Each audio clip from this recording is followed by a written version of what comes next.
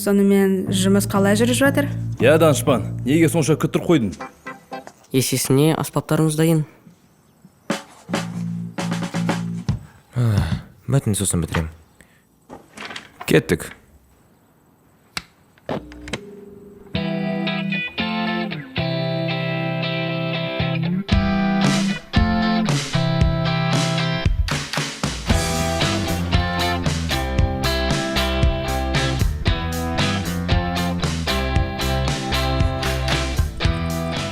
Білесің бе, табиғат саған дем беру керек. О, сен неге анда тұрған әдемі бақылар туралы жазбайсың? Бақылар туралы қайтаннан айтпаймыз. Олар құрбақылар ғой. Осын рокын тыңдап көрші. Оларға жерден шығу үшін 17 жыл қажет екендігін білесіңдер ме? Осы қоңызды жерлейік. Тосын басына ой келетін шығар.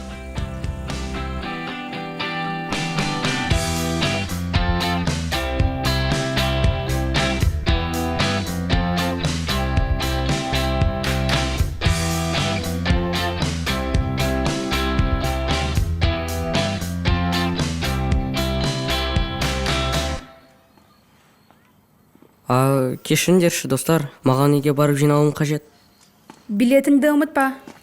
Я. Кешіріңдер, біз осы өлеңді жазу қажет болғанын білемін. Жоқ, ештеңе етпейді. Бәрібір мәтінді аяқтамадым ғой. Оны кейін шешерміз. Я, жақсы. Кездескенше. Мен мынан барлығын қайда салсам? Жатақханада бұған рұқсат бере ме? Көреміз. Рен туралы әлі ойланып көру керек. Бізден жақсы топтасы қайдан тапсын? Кілттер кімде? Не? Сендерге дейін жалғыз ойнадым. Ұмытпа. Ауч.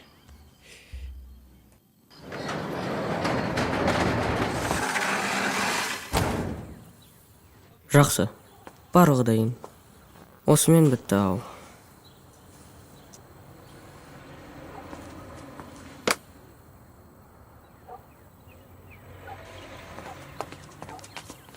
Жақсы оқы. Тым тез өсіп кеттіңдер.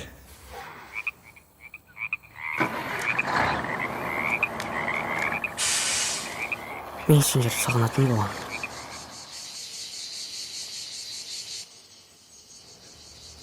Мына күн ертіп бар жатыр.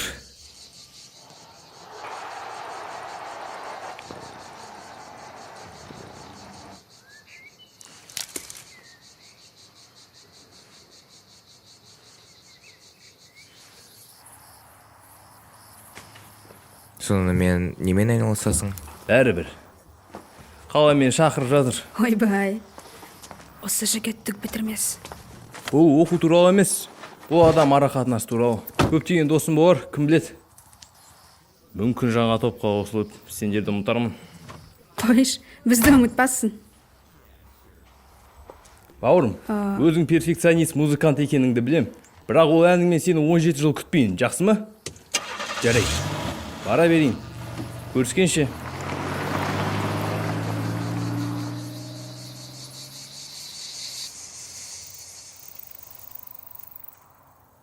Бақты білесің ғой, оған бәрі бір сияқты жүре береді. Бұл жерден кеткеніне қуанышты болып көрінді.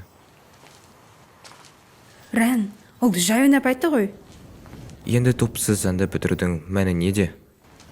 Біз саған керек те емеспіз. Сен барлық өлеңдерді өзің ақ жазып жүрсің ғой. Ол сенің қолынан келеді.